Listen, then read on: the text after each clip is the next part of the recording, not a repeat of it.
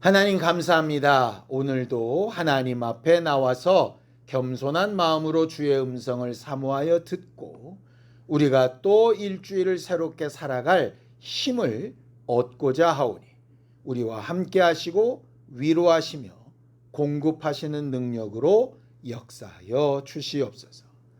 믿음으로 언금한 손길들 위에 복을 주시고 하나님을 사랑하여 순종한 모든 말과 행동에 합당한 열매들이 있을 수 있도록 하나님께서 인도하시고 역사하여 주시옵소서. 예수님의 이름으로 기도하였습니다. 아멘. 하나님의 말씀은 에스라서 10장 1절에서 4절까지 말씀을 함께 합독하겠습니다. 에스라 10장 1절에서 4절까지 말씀입니다. 함께 읽습니다. 시작. 에스라가 하나님의 성전 앞에 엎드려 울며 기도하여 죄를 자복할 때에 많은 백성이 크게 통곡하며 이스라엘 중에서 백성의 남녀와 어린아이의 큰 무리가 그 앞에 모인지라. 엘람 자손 중 여히엘의 아들 스가냐가 에스라에게 이르되 우리가 우리 하나님께 범죄하여 이 땅 이방 여자를 맞이하여 아내로 삼았으나 이스라엘에게 아직도 소망이 있나니 곧 내 주의 교훈을 따르며 우리 하나님의 명령을 떨며 준행하는 자의 가르침을 따라 이 모든 아내와 그들의 소생을 다 내보내기로 우리 하나님과 언약을 세우고 율법대로 행할 것이라. 이는 당신이 주장할 일이니 일어나소서 우리가 도우리니 힘써 행하소서 하니라. 우리가 살아가다 보면 마음에 들고 아주 좋은 때도 있지만 그렇지 않고 불편하고 어렵고 힘들고 마음에 들지 않는 상황들을 맞이할 때도 있죠. 그럴 때마다 이런 고민들을 합니다. 뭐가 잘못돼서 어떤 부분에 문제가 있어서 믿지 않는 사람들이라면 이유를 이제 다른 사람이나 환경이나 운명의 이유를 댈 수도 있고 신앙인이라면 하나님 앞에 뭐가 잘못됐나 이렇게 생각할 수도 있겠죠. 그런 생각은 굉장히 올바른 과정이라고 생각을 합니다. 그런데 우리가 절대로 잊지 말아야 될 것 중에 하나는 뭐냐 하면 그런 여러 가지 상황이나 변화 가운데에도 하나님의 생각은 늘 변함이 없으시다는 거예요. 우리를 보시고 마음에 안 드시니까 확 뒤집어지셨다가 또 한 번에 좋은 일이 있으니까 또 확 뒤집어지셨다가 이렇게 하시는 분이 아니라고 성경은 말하죠. 그걸 성경은 다른 말로 변개하지 않는 하나님이라고 이렇게 말을 합니다. 휙휙 돌아서지 않는다는 거예요. 사람들은 그런 부분들이 꽤 많이 있죠. 자기한테 유익하고 좋은 얘기하면 막 좋다 그러다가 조금 불편하고 안 되는 일을 얘기하면 또 화를 내기도 하고 이렇게 되지 않습니까? 물론 하나님이 분노하시는 부분도 있고 칭찬하며 기뻐하시는 부분도 있죠. 그런데 그 마음 중심에 아주 도도하게 흐르는 기본 정신이 하나 있습니다. 너무나도 잘 아는 그 말씀이에요. 예레미야서 29장 11절입니다. 함께 읽습니다. 시작. 여호와의 말씀이니라. 너희를 향한 나의 생각을 내가 아나니 평안이요 재앙이 아니니라. 너희에게 미래와 희망을 주는 것이니라. 따라서 하나님이 우리에게 가르치신 율법도 그 율법에 따른 징계도 그 징계에 따른 어떤 심판처럼 보이는 그런 어떤 결과물들도 항상 뭘 중심으로 생각해야 되느냐?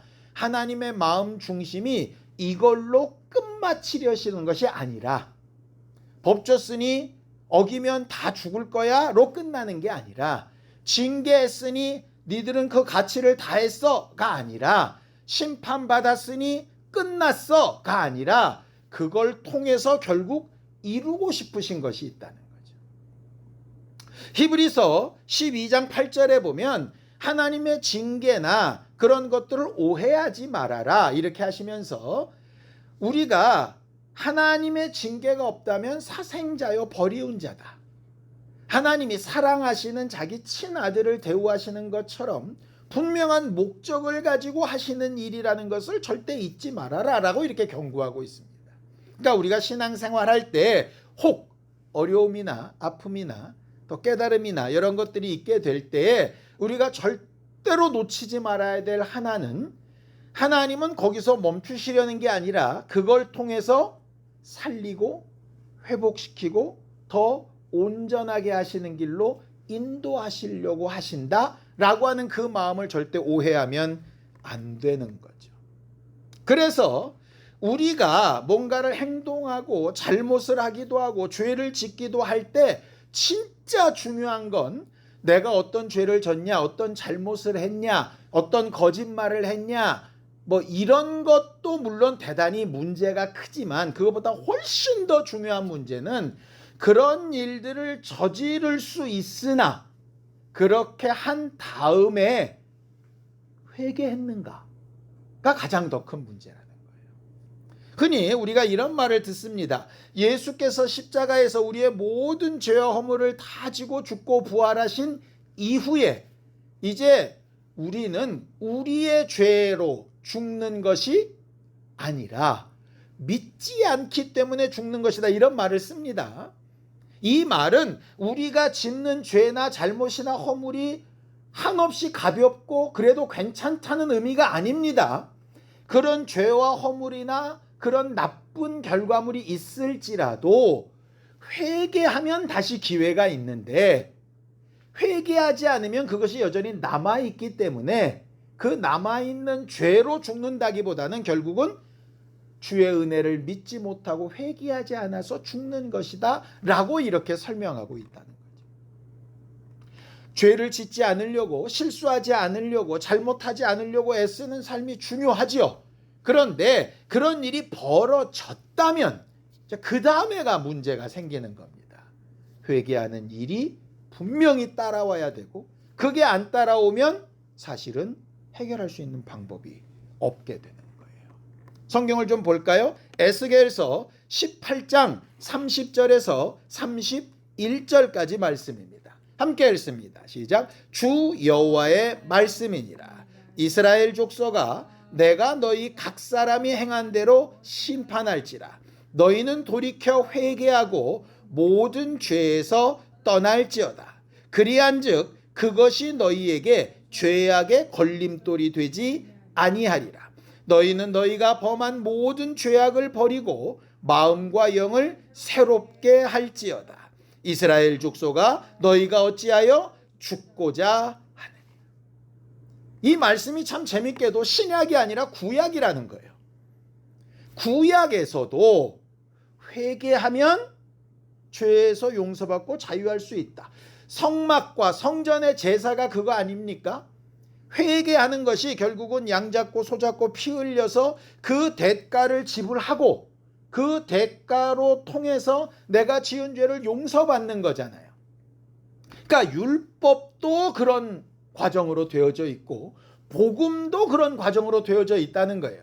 그래서 율법학자나 서기관이나 바리새인들이 예수께 야단을 맞았던 이유는 율법을 지키라고 주신 것은 맞으나 더 중요한 건 율법을 지키려고 하다가 잘못됐을 때 회개하고 돌이켜야 한다가 원래 목적인데 바리새인이나 서기관들이 요 두 번째 부분을 빼고 죄 졌으니 당연히 죽어야 돼 이렇게 판단했더라 하는 것이죠. 하나님의 진짜 마음이 오해가 됐다는 겁니다. 그러니까 이런 겁니다. 아이가 부모에게 잘못했습니다.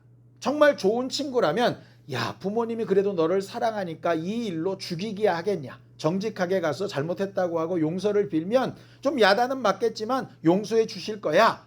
이렇게 얘기해야 진짜 친구지. 야, 니네 엄마 아빠도 이건 용납 못할 거야. 도망가. 가출해. 이거는 잘못된 거잖아요. 결국 율법학자들이나 서기관들의 잘못은 뭐였냐면 율법을 지켜라가 잘못이 아니라 너희 죄졌다라는 판단이 잘못이 아니라 지켜야 되는데 못 지켜서 죄를 졌다면 이렇게 살라고 하는 게 하나님의 뜻이다. 이 부분이 빠졌다는 거예요. 그러니까 신약 시대에 와서 목사의 설교도, 우리의 권면도, 다른 영혼들에게 뭔가 복음을 전하는 것도 어디까지 가야 되느냐? 거기까지 가야 되는 거죠. 근데 자꾸 이 앞에서 판단하고 심판하고 정죄하고 하는 데까지는 너무 잘 되는데 그 다음으로 이게 안 넘어가는 거예요. 잘. 그걸 뭐라고 부르느냐? 사랑이 식어졌다 이렇게 부르는 거예요. 내 자식이면 그렇게 하겠습니까? 아무리 죄를 졌어도 남들이 다 손가락질을 해도 사랑으로 어떻게든 다른 기회를 찾아보게 하려고 애쓰지 않겠습니까? 결국 신앙생활하는 기본적인 우리의 마음가짐이 어때야 되느냐? 거기에서 출발을 해야 된다는 거죠. 그런데 자꾸 상대적으로 비교해서 내가 더 나아, 저 사람은 이래서 못해, 이렇게 되고 나면 우리도 모르는 사이에 바라고 원하는 것은 아니지만 바리새인이나 서기관처럼 신앙생활하기가 되게 쉽다는 겁니다. 자, 한 걸음 더 나아가서 그렇다면 회개하면 살 수 있다고 하시는데 도대체 회개란 게 뭐냐? 성경에 회개라고 번역된 그 원문 단어가 메타노헤테입니다. 그게 뭐냐면요, 생각을 바꾸다예요. 생각을 바꾸다. 뭐 이런 겁니다. 나는 죄가 아니라고 생각했는데 하나님의 법에 비추어 봤더니 내가 잘못했네. 이게 생각이 바뀐 겁니다. 또 이런 거죠. 아유, 죄 졌으니 내 인생은 끝장났어. 그랬는데 예수께서 은혜 베푸셔서 내게 회개할 기회를 주셨네. 이것도 생각이 바뀐 겁니다. 지금까지는 내가 이 정도쯤 하면 괜찮은 거 아니야? 이러고 살았는데 이게 이 정도쯤이 아니라 그것도 되게 큰 문제가 있었던 거였네 라고 깨닫는 것도 생각이 바뀐 겁니다. 회개의 첫 번째는 이렇게 생각이 바뀌는 겁니다. 그래서 회개하기 위해서 반드시 필요한 게 말씀이에요. 내가 지금까지 옳다 믿었던 것과 다른 말씀이 들려야 이게 생각이 바뀌든 말든 할 거 아니겠습니까? 두 번째, 생각이 바뀌었다면 그 다음에 뭐가 바뀌어야 되느냐? 방향이 바뀌어야 되는 거예요. 내가 지금까지 계속 왼쪽으로 갔다면 생각이 바뀌었어요. 생각이 바뀌면 오른쪽으로 바뀌어야죠. 지금까지 맨날 놀던 애가 내가 놀기만 하면 안 되고 공부해야 되겠네 생각을 했어요. 그럼 뭐가 바뀌어야 돼요? 방향이 바뀌어야죠. 놀던 시간이 공부하는 시간으로 바뀌어야 되잖아요. 엉덩이를 책상에 갖다 붙이고 의자에 붙이고 책을 펴고 하는 게 필요하잖아요. 그래서 생각이 바뀌고 방향이 바뀐 것의 결과가 뭐냐 하면 행동입니다. 행동. 그걸 예수께서는 이렇게 말씀하셨어요. 마태복음 3장 8절입니다. 시작. 그러므로 회개에 합당한 열매를 맺어라. 이렇게 되어 있습니다. 그러니까 깨닫고 방향을 바꿨으면 열매가 나타나야 된다는 얘기예요. 이걸 또 오해하지 마세요. 그러면 행동이 완벽하게 변하지 않으면 회개가 안 된 거구나. 이 말이 아닙니다. 우리는 아무리 깨닫고 아무리 방향을 바꿔도 완벽한 사람이 될 수 없어요. 왜냐? 또 다른 말씀이 걸릴 거고 또 다른 방향이 어긋날 거고 또 기존에 그것도 바꿔보려고 했더니 너무 오버돼서 정반대로 가든가 아니면 바꾼다고 바꿨는데 바뀐 것 같지도 않게 바뀌든가 여러 가지 실수들이 있을 수 있기 때문에 그런 것들은 계속됩니다. 계속되니까 그러면 그냥 회개하고 여전히 못 바꿔도 이건 우리가 연약해서 그래. 그리고 또 바꾸고 그러란 얘기냐? 그것도 아닙니다. 무슨 얘기냐면 바뀐 생각을 유지해 보려고 계속 노력하는 것. 바뀐 방향을 유지해 보려고 계속 수고하는 것. 그게 회개에 합당한 열매라는 거예요. 보세요. 삭개오라는 사람이 많은 사람의 재물을 세리 역할을 하면서 막 취득했습니다. 그걸 하나님 앞에 몇 배나 갚고 속건제를 드리고 이렇게 했어요. 그 다음에는 세리를 했을까요? 안 했을까요? 안 하면 어떻게 먹고 살아요? 해야죠. 하는데 이전과는 더 낫게 하려고 애썼겠죠. 그럼에도 불구하고 또 뭐가 있었겠죠. 그때마다 또다시 계속 그 방향을 유지해 보려고 애쓰는 게 맞지 않겠습니까? 가늠하다 잡힌 여자가 그 난리통에 용서를 받았습니다. 물론 완전히 180도 바뀌어서 그냥 마더 테레사처럼 그렇게 살았을 수도 있겠지만 그의 삶의 방식이 그렇게밖에는 못 사는 상황이라면 또 여전히 그런 유혹에 빠지지 않겠습니까? 그럴 때마다 또다시 생각과 방향을 유지해 보려고 애쓰고 한 걸음 더 나아가 보려고 수고하고 하는 게 필요하잖아요. 심지어 예수님의 수제자라고는 베드로도 그런 실수를 반복해 가면서 조금씩 나아지지 않습니까? 결국 회개에 합당한 열매라는 것은 한 번 회개해가지고 완벽하게 변화됐다는 뜻이 아니고요. 그렇게 생각하는 순간에 문제가 발생합니다. 난 이미 구원 받았다. 난 이미 하나님의 자녀다. 어떻게 살아도 난 이제 지옥과는 상관이 없다라고 생각하는 순간에 옛습관이나 이런 것들이 돌아오다 이 정도 괜찮아. 나는 이제 예수의 피로 다 해결받은 사람이야. 과거에 지은 죄와 현재의 죄와 미래의 죄까지 다 용서받은 사람이야. 이렇게 될 경우에 그의 삶의 모습이 어떨 것이냐. 결국 완벽한 어떤 모습으로 바뀌라가 명령이 아니라 그 방향으로 계속 가고 있느냐의 관점이 있다는 거예요. 그래서 우리가 매주 모일 때 또 합심 참여하고 또 말씀을 새롭게 듣고 그 말씀대로 어느 정도 한 부분이 있다면 그건 감사하고 못한 부분은 또 도전하고 그게 성공할 수도 있고 실패할 수도 있는데 성공하면 감사하고 실패하면 또 회개하고 하는 일을 언제까지 반복하느냐. 주님 앞에 설 때까지 계속 반복하는 거예요.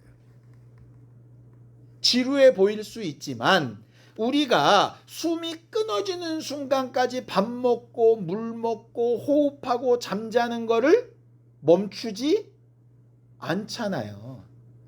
야, 내가 한 70년 먹고 살았는데 이제 한 10년 안 먹고 살아도 되지 않을까? 안 되잖아요. 그거는. 그것처럼 신앙생활도 마찬가지라는 얘기예요. 이건 그냥 살기 위해서 계속 그 방향과 길을 유지하는 게 매우 중요하다는 거죠. 여자분들이 다이어트 하는데 관심이 많잖아요. 근데 다이어트도 힘든데 더 힘든 게 뭡니까? 그걸 요요 안 생기게 잘 유지하는 거 되게 중요한 문제잖아요.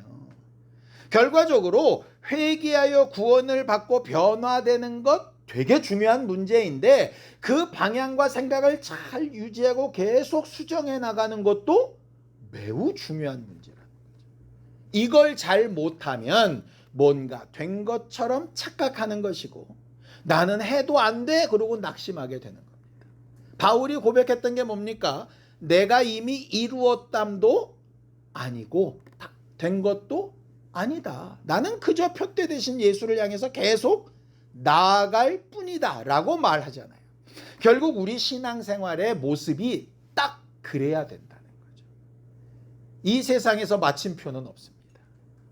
이 교회가 내 인생의 마침이야. 이 말씀이 내 인생의 마침이야. 이 정도면 내가 할 수 있는 끝이야. 이렇게 말할 수 없는 거예요. 주님 주시는 기회 동안 계속 가야 되는 거죠. 우리는 올 한 해 축복의 통로가 되자라고 이렇게 말하고 있습니다. 이 통로라는 말 안에 어떤 뜻이 들어있느냐 하면 비어있다라는 뜻이 있습니다. 그렇잖아요. 통로가 꽉 막히면 어떻게 됩니까? 그건 통로가 아니잖아요. 소방법에 계단이나 복도에 어떤 물건을 두면 됩니까? 안 됩니까? 안 되죠. 왜냐하면 불나서 막 뛰어나가야 되는데 방화문을 가로막고 있거나 계단이나 이런 데 막 자전거든 막 물건을 쌓아두고 사람들이 못 내려가면 죽잖아요. 그러니까 그 통로를 항상 비워두고 열어두라고 하지 않습니까? 이번에도 비가 엄청 많이 오니까 도로가 막 이렇게 됩니다. 아니 배수구가 분명히 있어요. 물이 잘 빠져야 돼요. 물론 물이 너무 많이 한꺼번에 비가 와서 그럴 수도 있지만 대부분 뭐라 그럽니까? 뉴스에 보면 담배꽁초로 막혔습니다. 쓰레기로 막혔습니다. 그러니까 우리는 무심코 그냥 담배꽁초 하나 버리고 쓰레기 하나 버리고 이렇게 종이 떨어지면 발로 쓱쓱 밀어가지고 그 안에 넣고 아무 별 죄의식이 없잖아요. 그런데 이게 결정적인 순간에 막히면, 좁아지면 문제가 생기지 않습니까? 배수구까지 갈 것도 없습니다. 우리 혈관은 또 어떻고요? 정말 얇디얇은 그 혈관에 기름덩어리 하나만 막혀도 사람이 죽고 살고가 왔다 갔다 하지 않습니까? 결국 통로는 비어있고 열려 있어야 되는 거예요. 뭔가 막혀 있다면 뚫고 해결해야죠. 그럼 우리를 막고 있고 뭔가 문제가 될 수 있는 그런 상황들이 뭘까? 하나님은 도대체 뭘 어떻게 비워서 통로가 되라고 하시는 걸까? 믿음의 조상이라고 하는 아브라함에게 첫 번째로 하셨던 명령이 바로 이겁니다. 창세기 12장 1절입니다. 함께 읽죠. 시작. 여호와께서 아브라함에게 이르시되 너는 너의 고향과 친척과 아버지의 집을 떠나 내가 내게 보여줄 땅으로 가라. 이건요 그냥 단순히 네 아버지가 마귀다, 니네 집에 있으면 지옥이다 이런 얘기가 아닙니다. 뭐냐? 지금껏 너무나도 당연하고 편안하고 그렇게 돼야 정상이라고 생각했던 그런 환경을 떠나서 오직 하나님과만 독대할 수 있는 그런 상황을 좀 만들어 봐라 하는 거예요. 간혹 이런 얘기를 합니다. 예수 믿을 때 대부분 너무 평안하고 너무 좋고 모든 것이 다 잘 되고 있는데 갑자기 막 깨달음이 생겨가지고 하나님을 믿어봐야 되겠다. 이런 경우는 매우 드물고 힘들죠. 보통 언제 하나님을 찾게 되느냐? 내 힘으로 안 되고 어렵고 일상적이고 당연하다고 생각했던 것들이 뭔가 문제가 생겼을 때 이게 뭐지? 그래서 하나님을 독대하게 됩니다. 결과적으로 뭔가 자연스럽고 늘 있던 그 자리에 뭔가 결격사유가 생기거나 아니면 어떤 갈급함이 생기거나 부족함이나 모자람이나 빈 곳이 생겨야 비로소 누구를 찾게 되느냐? 하나님을 찾게 되는 거예요. 아이들이 친구랑 좋고 막 뛰어놀 때는 부모 생각 안 합니다. 근데 배가 고프거나 용돈이 필요하거나 이러면 그때 이제 부모 생각이 나죠. 그러니까 결과적으로 뭔가 결핍이 있을 때 생각이 나요. 그러니까 하나님께서 그걸 의도적으로라도 피워내라는 거예요. 그 사이에 하나님으로 채우라는 거죠. 물이 더러운 물로 꽉 차 있으면 아무리 깨끗한 물이 공급이 돼도 여전히 더러운 물입니다. 이걸 비우고 닦아낸 다음에 새 물을 받아야 마실 수 있지 않겠어요? 결국 신앙생활의 처음은 우리 안에 꽉 막혀 있는, 답답하게 닫혀 있는, 너무나도 당연시돼서 버릴 생각도 하지 못하는 그 부분들을 비워내는 것이 있어야 축복의 통로가 열리고 그 길로 하나님의 생명과 복도 흘러 떠내려갈 수 있다라고 하는 거죠. 결과적으로 그 일을 우리가 해나가는 게 신앙생활입니다. 오늘 본문에 보면 에스라라고 하는 사람의 이야기가 나와져 있습니다. 배경 설명을 제가 미리 좀 드렸었는데요. 아시다시피 이런 겁니다. 북왕국 이스라엘이 이방인들과 혼족이 돼서 하나님으로 버림받아 완전히 망해버리죠. 아수르에게. 남왕국 유다는 적어도 그 정도는 아니었기 때문에 하나님께서 바벨론으로 포로 가서 70년 동안 하나님의 결핍을 느껴보다가 성전도 없고 제사도 없고 절기도 없고 하나님의 응답도 없고 선지자도 없는 것 같은 그런 암흑 같은 생활 동안에 결핍을 느껴보다가 하나님 앞에 다시 돌아와서 회복되어져 가는 것을 꿈꾸게 하시려고 남왕국 유다를 바벨론 70년 포로 기간을 정하게 하셨죠. 그 70년이 지나서 스룹바벨과 학개와 스가랴가 와서 성전과 성벽을 다 만들어 놨습니다. 그리고 60년 후에 에스라가 드디어 율법 학자로서 돌아오게 되는 거예요. 예를 들면 이런 겁니다. 스룹바벨과 학개와 스가랴가 하드웨어, 겉껍데기를 잘 만들어 놨다면 이제 에스라는 와서 그 안에 소프트웨어, 돌아가는 실질적인 프로그램을 만드는 거예요. 예를 들면 아파트를 멋지게 딱 지어놨는데 안에 가구도 없고 인테리어도 하나도 안 돼 있어서 에스라가 와서 이제 제대로 잘 살 수 있는 환경을 만들어내는 일을 에스라가 하는 겁니다. 그래서 와서 제일 먼저 결심했던 게 뭐냐면 이 사람들이 뭐가 부족하지? 어떤 부분에서 모자람이 있지? 라고 봤더니 이런 겁니다. 성전 예배도 드리고 제사도 드리고 절기도 하고 다 해요. 안식일도 지키고. 그런데 뭘 알고 하는 게 아니라 하라고 하니까 그냥 하는 거예요. 해야 된다고 하니까 하는 거예요. 왜 제사를 하는지, 이 제사는 무슨 의미가 있는지, 이 제사 이후에 우리는 뭘 어떻게 해야 되는지, 이 율법을 말씀하신 의도는 뭔지 몰라요. 그냥 하라니까 하고, 하기 싫으면 안 하고 이러고 앉아 있는 거예요. 그러니까는 안식일 날 와가지고 잘 절기 지키면 다 했어. 그리고 지 맘대로 막 사는 거예요. 야, 이래서는 안 되겠다. 그래서 율법을 가르치기로 결심을 합니다. 가르치려다 보니까 저쪽 상태가 뭔지를 알아야 가르치지 않겠어요. 학원 같은 데 애들 데려가면 제일 먼저 뭐 하죠? 상담하고 레벨 테스트를 하지 않습니까? 뭐가 필요한지를 알아야 가르치지 않겠어요. 밑도 끝도 없이 가르칠 수 없으니까. 그래서 그들 상황을 이렇게 봤더니 어떤 문제가 벌어졌느냐.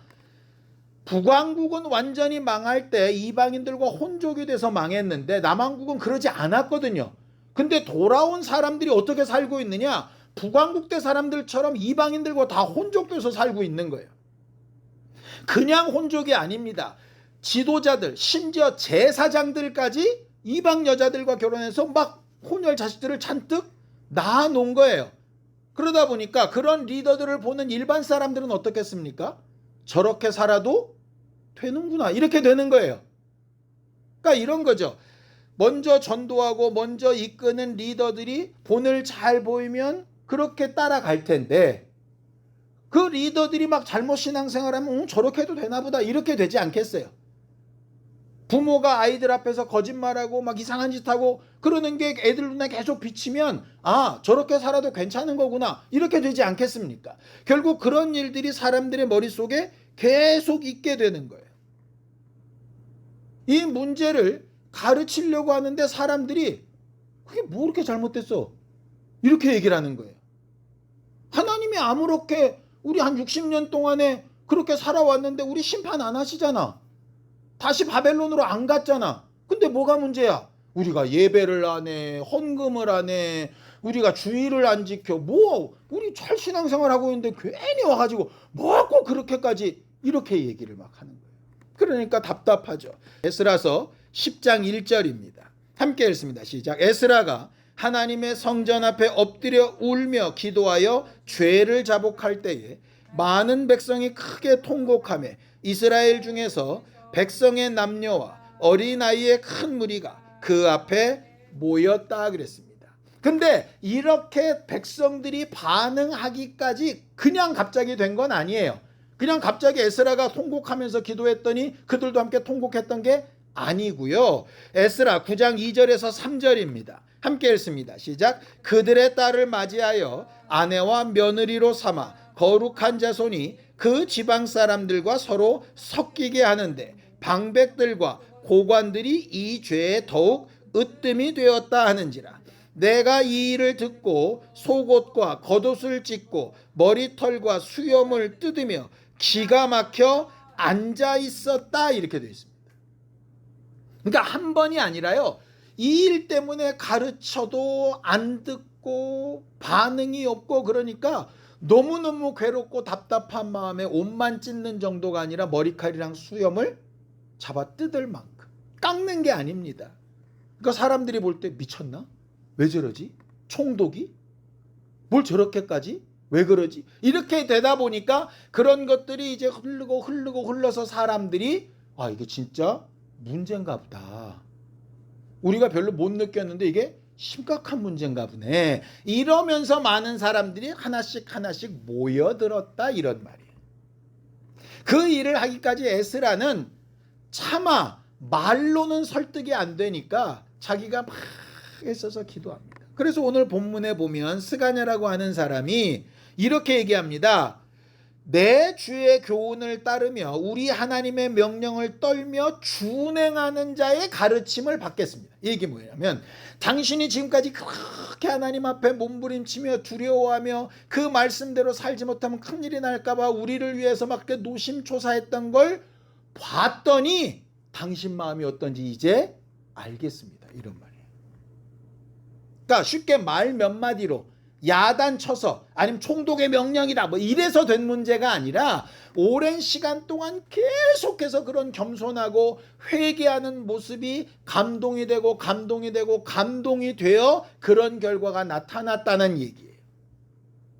우리가 어느 영혼을 전도할 때도 마찬가지 아닙니까? 그냥 결심하고 가서 전도하면 딱 오고 이러면 좋을 텐데 그런 경우 별로 없잖아요. 하다가 아우 저 인간은 안 되나 보다 이렇게 포기할까 하다가도 또 하고 그러다가 어쨌든 주의 일이 이루어지지 않습니까? 내가 뭐라고 이렇게까지 나한테 하나 하는 정도까지 가야 이게 마음이 열릴똥말똥하지 않겠습니까? 그게 가족이든 자식이든 그러지 않겠어요? 그냥 답답함에 짜증에 말 몇 마디에 될 수 있는 거면 누구나 다 하게요. 그래서 일만 스승으로서 될 일이 아니라 참 아비 하나의 마음이 있어야 가능하다라고 얘기하신 거 아니겠습니까? 결국 이 일로 인해서 많은 사람들이 반대하기도 합니다. 에스라서 10장 15절에 보면 반대하는 사람들의 이름도 나와 있어요. 그런데 오늘 우리가 봤던 그 스가냐의 말이 이렇게 되어져 있죠. 에스라 10장 2절입니다. 함께 읽습니다. 시작. 엘람 자손 중 여이엘의 아들 스가냐가 에스라에게 이르되 우리가 우리 하나님께 범죄하여 이 땅 이방 여자를 맞이하여 아내로 삼았으나 이스라엘에게 아직도 소망이 있습니다. 이렇게 얘기합니다. 왜 소망이 있느냐? 이런 소망입니다.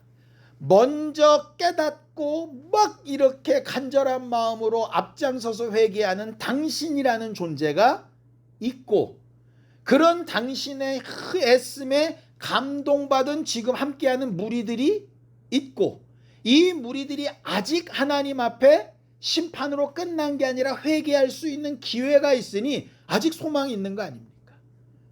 그렇게 너무 속상해하지 말고 당신의 마음과 당신의 회개에 동참하는 이 사람들을 소망 삼고 마땅히 해야 될 일을 하세요. 우리가 돕겠습니다. 이렇게 하는 거예요. 결과적으로 그 일의 결과로 먼저 말씀을 받은 자들이 어떻게 해야 될까를 고민하다가 단순하죠. 문제가 딱 있으니까 문제를 해결하면 되지 않습니까? 이방 여자와 결혼하고 그 낳은 자식들을 어쨌든 해결하자. 이렇게 된 겁니다. 그래서 비가 많이 오는 과정 가운데 백성들을 다 불러 모아서 이 내용을 막 설명합니다. 그 내용을 읽어보면 되게 재밌어요. 앞에서 막 설명하는데 그 설명이 다 또 말이 틀리고 막 이방인들도 있고 하니까 중간중간에 통역들을 세워가지고 얘기하면 막 또 동시통역으로 막 설명하고 막 이런 장면들이 있습니다. 그런데 비가 쏟아지고 막 힘들고 이러니까 이런 방백들이나 이런 리더들이 모여가지고 이렇게 얘기를 해요. 이게 단순히 말 한마디로 해결할 수 있는 문제가 아니니까 우리가 각각 지파마다 가족들마다 상황을 잘 살펴봐서 기회를 주고 잘 조사해서 어떻게 해결할지를 한번 논의를 해보겠습니다. 그렇게 얘기를 해서 한 3개월 동안 전 민족을 다 조사를 합니다. 이방인과 결혼한 가정은 누군지, 거기서 나온 자손은 누군지, 그게 사람 신분이 뭔지 이런 것들을 다 해요. 그리고는 3개월 이후에 내린 결론이 뭐냐? 110가정쯤 되는 그 가정의 이름이 쭉 나와 있는데 그 가정의 이방 여인들과 자손들을 다 쫓아내는 걸로 결론이 내려집니다. 이 말씀에 이런 질문들이 가장 많이 나옵니다. 아니, 이스라엘 사람들은 이해할 수 있어요. 자기들이 잘못하고 회개한 거 좋다 이 말이에요.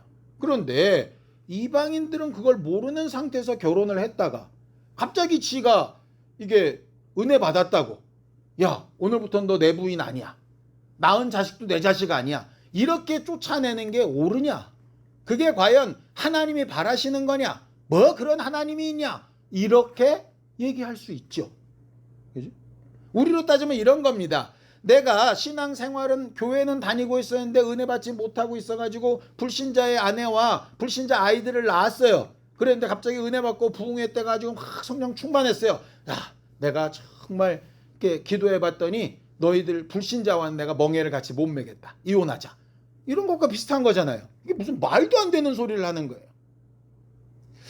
그래서 성경을 더 자세히 읽어보니까 그 이름이 주저리 110명 정도가 나오는데 그 이름이 왜 기록되어져 있는가가 이제 깨닫게 되는 거죠. 보세요. 이스라엘 민족이 돌아와 가지고 얼마나 됐겠습니까? 최소한 몇백만 명이 됐을 겁니다. 그 모든 가족 중에서 이방 여자와 아이들을 쫓아낸 가정이 몇 가정이라고요? 110가정이에요. 과연 이방인과 결혼했던 가정이 110가정밖에 없었을까? 110가정 때문에 에스라가 그렇게 수염을 쥐어뜯고 막 그 난리를 쳤을까? 아니었을 겁니다. 그래서 성경학자들이 본 거예요. 율법이 어떻게 되어 있느냐? 이방인이나 이반 종들이 네 집에 와서 하나님 앞에 할례를 받고 유대인으로서 신앙인으로서 살고자 하면 받아들여 줘라. 그리고 그때부터는 그는 이방인이 아니라 히브리 사람이다. 이렇게 되어져 있어요. 율법도 그렇게 되어 있어요. 그럼 결과적으로 이 110가정은 무슨 얘기입니까? 3개월의 기간 동안에 당신이 나랑 같이 살고 가정을 유지하고 내 아이들이 이 커뮤니티 안에서 하나님 앞에서 복을 얻어 살기 위해서 이런 결단을 하며 나와 함께 해줘야 돼. 그래야 우리가 함께 살 수 있어. 그리고 이게 복을 받는 길이야 라고 설명을 했는데 끝까지 설득이 안 되고 자기들의 선택으로 난 그래도 안 믿어 라고 한 가정이 몇 가정이냐? 110가정이라는 얘기예요. 그럼 나머지 이방인들이나 자손들은 어땠다는 얘기냐? 삶을 바꾸고 하나님에 대한 믿음을 새롭게 하고 자기가 살아왔던 방식과 다른 유대인의 삶으로 완전히 변화를 받고 자기 이방인으로서의 모든 과거의 경험들을 끊고 하나님 앞에서 새롭게 태어나듯 살고 하는 결단이 쉬웠겠냐고요. 어쨌든 하나님은 뭘 요구하시느냐? 하나님을 위하여 하나님 앞에서 살기로 결단을 하든 지금 있는 이 가정을 깨고 내 자유로 살기를 결단을 하든 언젠가는 뭐 할 수 있는 때가 있다. 결단할 수 있는 때가 있다. 기다려 주시나 하나님의 때가 끝나면 뭔가는 선택해야 된다. 믿는 것도 아니고 안 믿는 것도 아니고 하는 상태가 계속될 수는 없다는 거예요. 그 예가 뭐냐? 요한계시록의 라우디아 교회입니다. 뜨겁지도 않고 차지도 않은 거예요. 부유한 것 같은데 실제로는 그렇지 않은 거예요. 예수께서 이렇게도 말씀하시죠. 가는 동네마다 복음을 전하고 값없이 받았으니 값없이 줘라. 그런데 전하고 전해도 안 받아들이면 언젠가는 먼지 떨고 나갈 때가 있다. 그러니까 이 말은 믿지 않는 자랑 헤어져라 이 얘기가 아니에요. 헤어지지 않으려면 헤어질 결단까지와 동일한 결단으로 뭘 해야 된다는 거예요. 이 사람에게 전도하고 변화를 시켜야 된다는 거예요. 마치 에스라가 머리를 뜯고 수염을 뜯고 몸부림치면서 백성들한테 영향을 미쳤던 것처럼 먼저 깨닫고 믿은 사람이 그렇게 간절한 마음과 사랑하는 마음으로 뭔가를 계속 쏟아 부어야 한다는 거예요. 그런데 돼야 되는데 됐으면 좋은데 어쩔 수가 없지 이렇게는 안 되는 거예요. 믿는 것도 아니고 안 믿는 것도 아니고. 아까도 말씀드렸죠. 성전 예배 하고 있습니다. 제물도 드리고 있어요. 절기도 지킵니다. 그런데 뭐가 안 바뀌느냐? 일상의 삶이 안 바뀌는 거예요. 이 정도는 괜찮아. 남들도 다 그러는데 뭐 이러면서 사는 거예요. 에스라는 그 부분을 먼저 깨닫고 간절한 마음으로 가르쳤고 거기에 따라서 반응했던 사람들을 통해서 역사가 일어났습니다. 반대하는 사람들을 봤으면 낙심했을 거예요. 그런데 함께하는 사람들로 인해서 이 일들이 이루어져 가죠.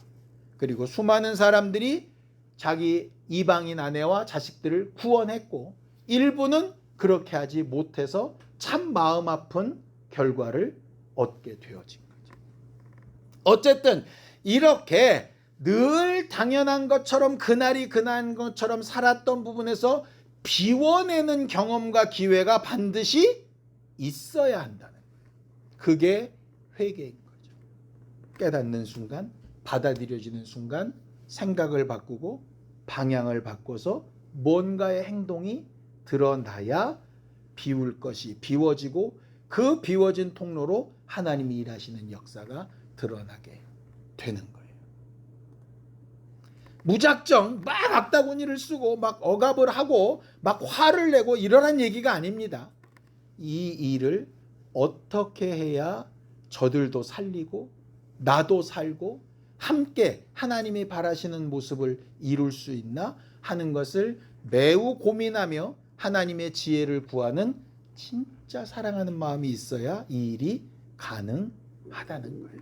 그렇게 비울 것을 잘 비우며 하나님의 생명으로 가득 채울 수 있는 우리 모두가 되기를 예수님의 이름으로 축원합니다. 함께 기도하시겠습니다. 하나님 아버지, 하나님께서 우리 모두와 함께 하시고 하나님의 뜻과 하나님의 생각과 하나님의 판단으로 온전케 되는 주의 역사가 우리 안에 있게 도우시고 함께하여 주옵소서. 백성들 앞에 먼저 깨달은 말씀 때문에 답답해하며 간절한 심령으로 애타게 회개하며 먼저 나아가 애썼던 에스라처럼 또 우리도 그러한 일들을 깨달을 때마다 우리 사랑하는 자들에게, 나에게 맡기신 자들에게 가장 필요한 것을 제대로 잘 전하고 감동을 주고 변화를 일으키기 위하여 마땅히 해야 될 일들을 간구함으로 애씀으로 행동하는 우리 모두가 되게 도와주시옵시고, 이 일의 결과를 하나님의 손에 맡기고 하나님께서 일해 나가시는 거룩한 증거와 역사들을 분명히 볼 수 있게 하여 주시옵소서.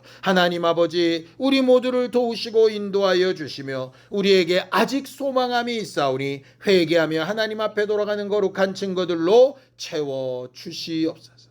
하나님 아버지, 우리 모두를 도우셔서 하나님의 말씀을 읽고 듣고 배우고 나눌 때마다 우리의 생각이 바뀌고 방향이 분명해져서 우리의 말과 행동과 그 결과가 하나님이 바라시고 원하시는 목적과 방향을 따라 잘 인도받는 회개에 합당한 열매를 맺는 교회들이 되게 도와주시옵소서.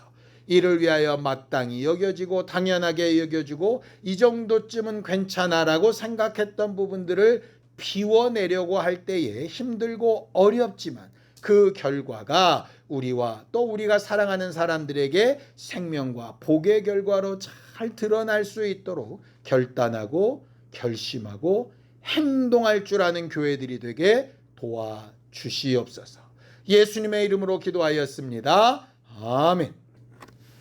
이제는 우리 주 예수 그리스도의 은혜와 하나님 아버지의 극진하신 사랑과 성령님의 감동하시고 함께하시며 교통하시는 분명한 증거가 하나님 앞에 마음과 생각을 분명히 하며 늘 비우며 회개하기를 결심하는 우리 모두 위에 이제부터 영원까지 함께 있을지어다. 아멘.